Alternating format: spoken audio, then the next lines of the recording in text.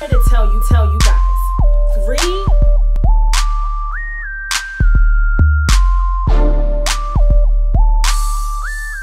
Yo!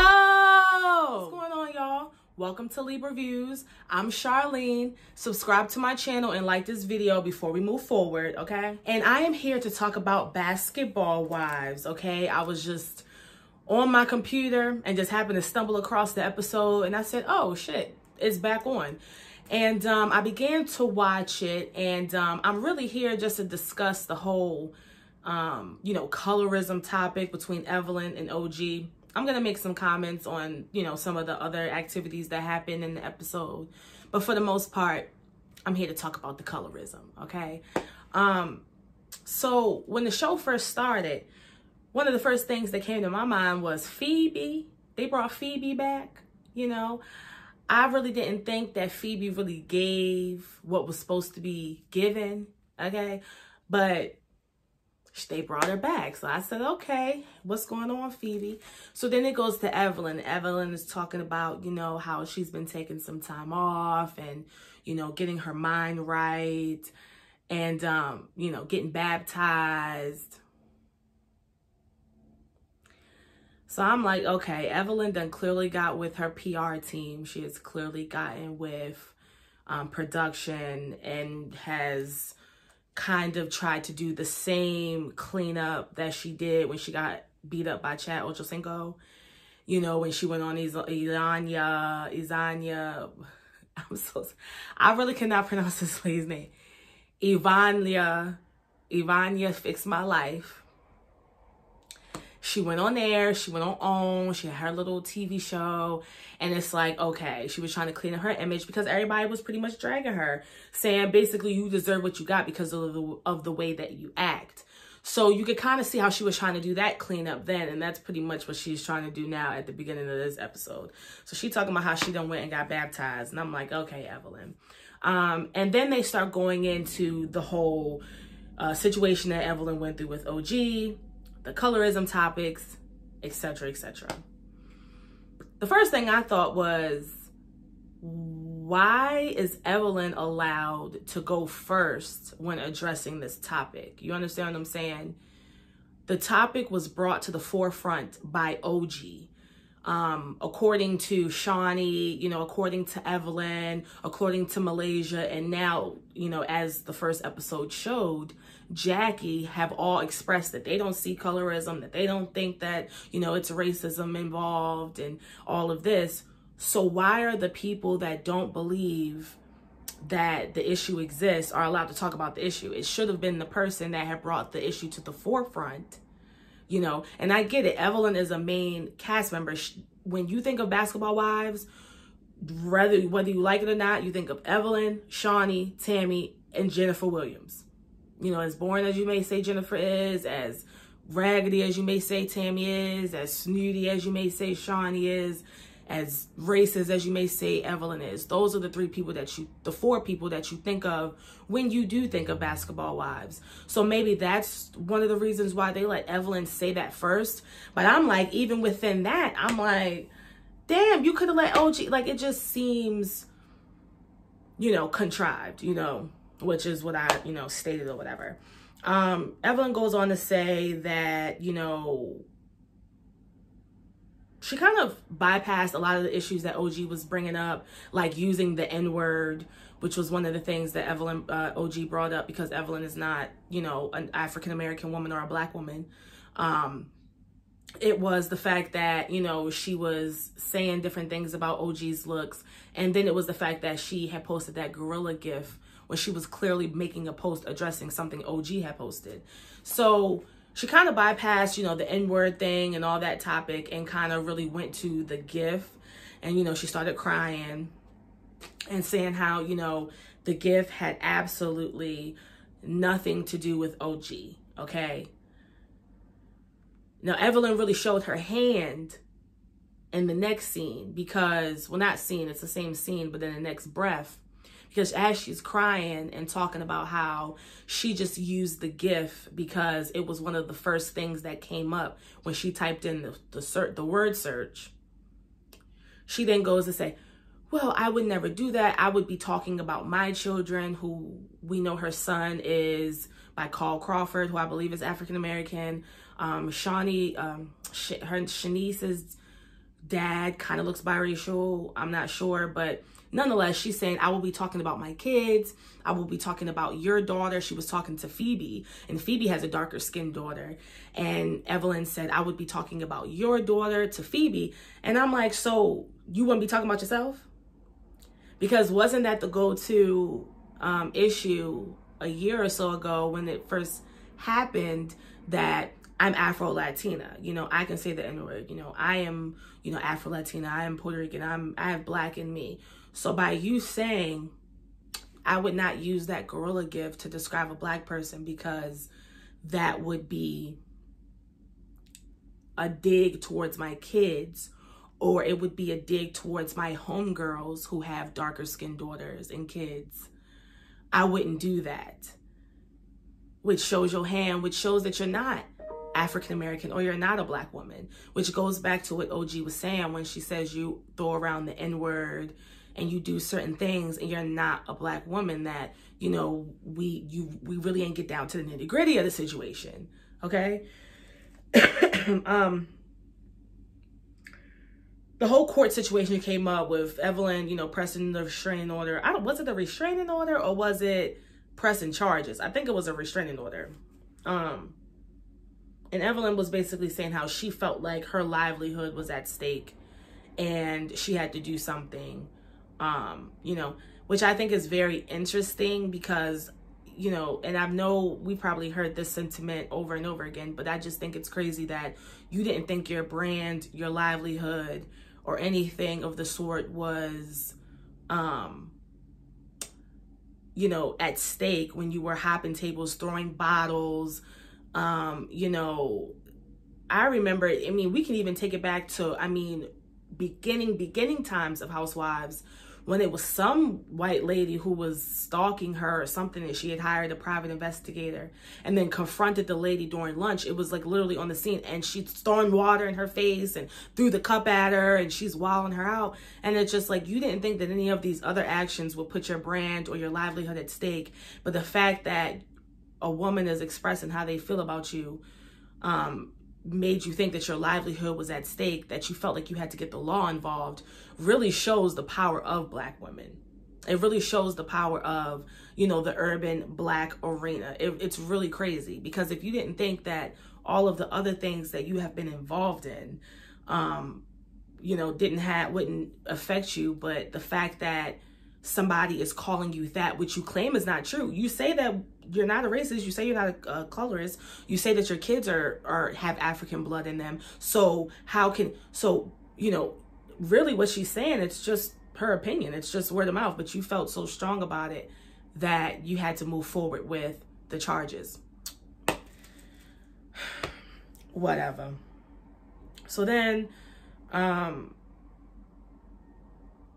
they bring OG in, and OG meets up with Jackie, and they start talking about the whole colorism thing and the racism thing. And Jackie says that she feels like Evelyn is not a racist and Evelyn is not a colorist.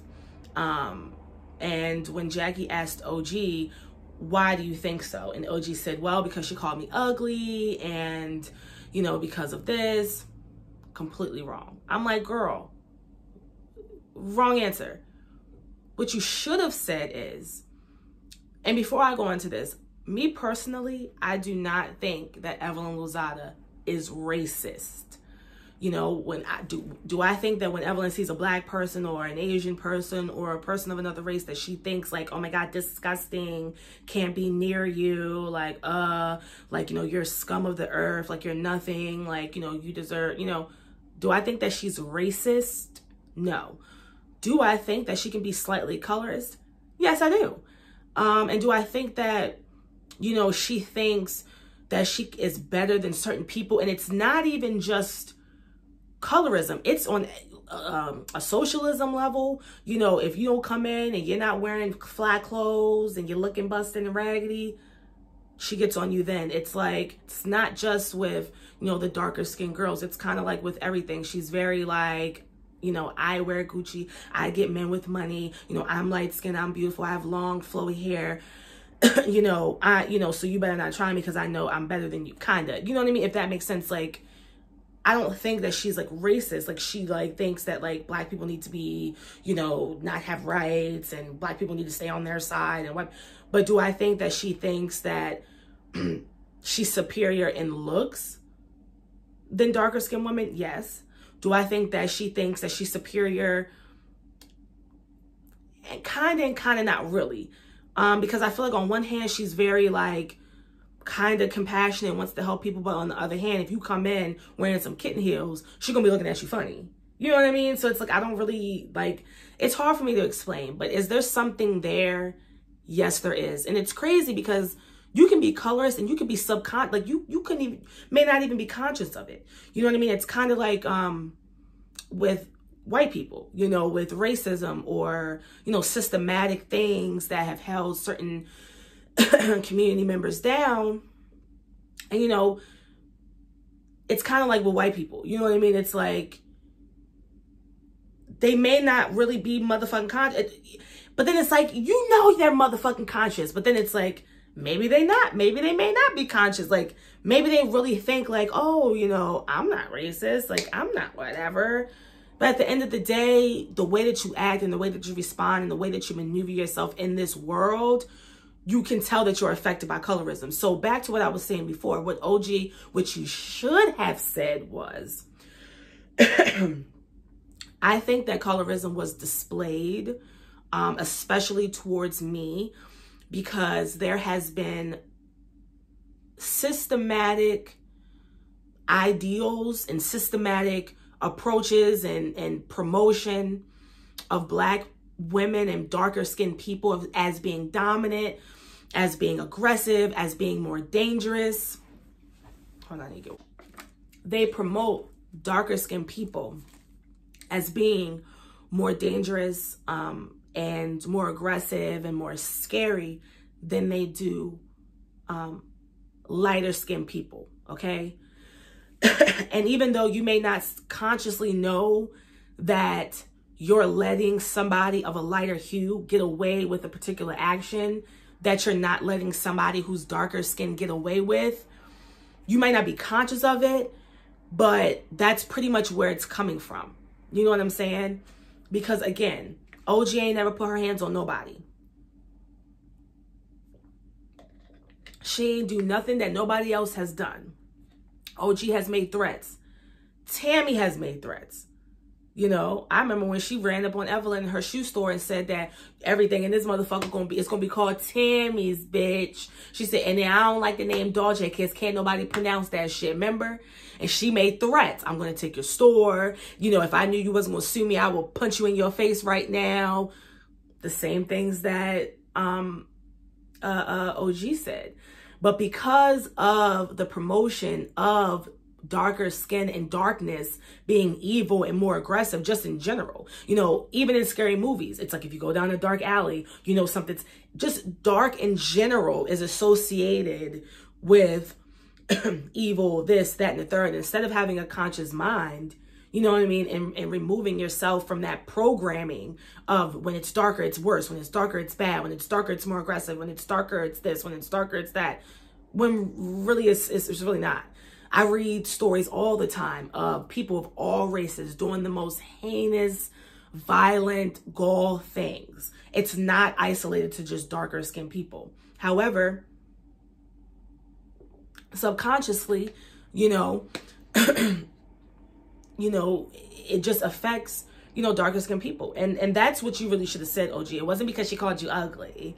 You know, it's because, you know, she feels like, you know, because you're darker, you're more aggressive, you're more this, you're not whatever. And that's just because, and let me tell you something, that probably also has something to do with the men that Evelyn Lozada has dated, because she predominantly dates darker men, black men. And I will never forget, I was watching the interview with Cardi when she was on Vlad TV, and she basically was saying how she literally dated a black guy, and he was like, I don't date black girls. You know, I only date Latin girls, like y'all better, y'all this, y'all that. So it's like black men put this in their mind. You know what I mean? So it's like, subconsciously, it's like, you may not think you are, but it's like because of the way society is set up, maybe from what a boyfriend or what guys in your neighborhood have said to you, because Evelyn is from the Bronx the same way I believe Cardi is from the Bronx. And if Cardi has heard that from a guy, I'm pretty sure Evelyn has heard that from a guy. So it's like, it's it may not be conscious for her, but it definitely comes out in other ways. And you know, it is what it is. That's what you should have said, OG. Elaborate yourself. The episode goes on. Phoebe and her nigga. Shawnee and Jackie meet. Shawnee moving to Texas. See, Sayonara, you know. Shawnee says that she, you know, she didn't, you know, never experienced colorism, but, you know, if that's something that OG wants to bring to the forefront, she can. Shawnee, you don't never see nothing that nobody do, ever. That's not, like, your friend, so. But then another thing, like, Shawnee's like, you know, well, I wouldn't mind having a conversation with OG. I just want it to be non-confrontational. When has OG gotten any more, this is just ridiculous. Whenever people are having conversations, OG always stays in her seat. The one time she got out of line and got in Kristen's face was when she was running down the hill to block Evelyn from bombarding her friend. And it was just a big ruddle and a big tussle and energy, and she got into somebody's face then. But even in that situation, she didn't start the situation. She went down off of something Evelyn started. There was a tumble effect of something that Evelyn started. So for you to say, I just hope it's no confrontation. When has there ever been confrontation when you guys were sitting down having a conversation? That's what Evelyn does. Remember when it was Evelyn and Naya and all the girls and Jennifer, and they were beefing with Jennifer, and they were all sitting down having a civilized conversation, and Evelyn, her friend, got up and slapped her and jumped across the table? Wasn't it Evelyn, who was at Shawnee's birthday party, that came around the table and slid her purse and hit Jennifer in the head? That's when everybody was sitting down at a dinner having a civilized conversation. OG has never done none of the sort. So, you know, it may not be conscious, but subconsciously you're doing it, and you're doing it because you think she's so aggressive and it's so whatever, because that's what's been programmed in your head. And that's really, it is crazy. We meet Lamar Odom's ex. Snooze. Girl, really? We want to meet the girl that was dating Phoebe's ex. That's who we want to we don't need Lamar Odom's ex-wife, ex-girl, baby mama. We done already heard everything there is to hear about Lamar from Khloe Kardashian. We do not give a damn about Omar and their y'all kids. We do not care, okay? She can go. What else? OG and Kwame, they, you know, buying mattresses and going shopping because they're building a house from scratch. Even though they're not married, girl, get it together. What happens? What happens? Y'all build this house together. Is it going to go on both of y'all name? Is it going to go on one person's name? Is it going, if y'all break up, who? Get married first. So Evelyn's doing charity because, you know, after she got baptized, because she's trying to clean up her image. She wants you guys to think that she's a good person. And do I think Evelyn's a bad person? No. Do I think that you got some shit with you? Yes, the fuck you do. And you clearly are showing it because, bitch, you ain't never done this much charity. You only do charity and do all this stuff when you go through a crazy situation that, like, blasts over the media. Like, let's just be real. So Evelyn wants Malaysia to meet up with Jackie. Malaysia doesn't want to. Phoebe meets up with her man. They talking about how they would have been together 10 years ago. Bitch, if y'all was supposed to be together 10 years ago, y'all would have been together 10 years ago. We do not give a fuck about what the fuck happened to y'all 10 years ago when we didn't even know who the fuck y'all was. Okay? See, like I said, I'm only here to talk about the colorism stuff. But,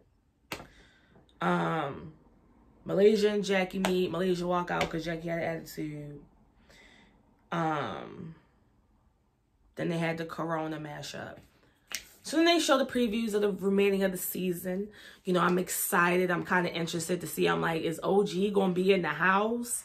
Is it going to be just the girls? Like, you know, the main group? Is OG going to be on one side of the suite? I don't know how this is going to work. It seems like it's going to be messy because they're going to bring in Phoebe's boyfriend's ex or something. And whatever. So we're going to see how it goes down, but that's my take on it. Thank you for tuning into my video. Subscribe, like the video, share it, and until next time, deuces.